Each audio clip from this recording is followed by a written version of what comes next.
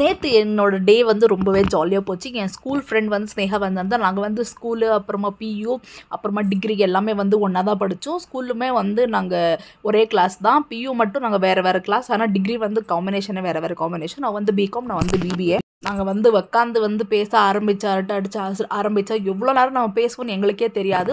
அப்போ வந்தப்போ கூட அதே ஒரு பாண்டு வந்து நான் மறுபடியும் ஸ்டார்ட் ஆகி அப்படியே தான் நான் பேசுகிறோம். பேசி நாங்கள் வந்து மீட் பண்ணி ஒரு வருஷம் மேலே ஆயிருந்தால் கூட நாங்கள் மீட் பண்ணும்போது அதே அந்த ஃபீலிங்கோட அப்படியே வந்து நாங்கள் வந்து பேசிகிட்டு இருந்தோம். இந்த மாடி வந்து நாங்கள் சின்ன வயசில் கூட வந்து மீட் பண்ணுற மாடி தான். இதிலே வந்து நான் வந்து பக்கத்து வீட்டில் தான் இப்போ வந்து தங்கியிருக்கேன். ஃபஸ்ட்டு வந்து இங்கே வந்து என்னோட பழைய ஃப்ரெண்டு ஒருத்தி இருந்தா.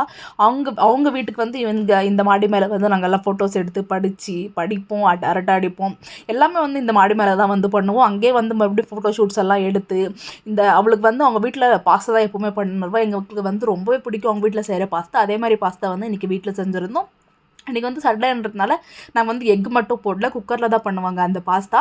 முஸ்லீம் ஸ்டைல் பாஸ்தா அது. அவங்க அம்மாவுக்கு வந்து அவங்களோட ஓனர் வந்து முஸ்லீம் இருந்தாங்க. அவங்க சொல்லி கொடுத்த ஒரு ரெசிபி எங்களுக்கெல்லாம் ரொம்பவே பிடிக்கும். நான் வந்து அவங்க அம்மா கிட்ட கேட்டு வந்து நான் இந்த ரெசிபி கற்றுக்கிட்டேன். எனக்கு வந்து ரொம்பவே பிடிக்கும் இந்த பாஸ்தான்றதுனால. இதெல்லாம் வந்து செஞ்சு அந்த மெமரிஸ் எல்லாம் க்ரியேட் பண்ணி சாப்பிட்டு சூப்பராக என்ஜாய் பண்ண நாளே சூப்பராக போச்சு.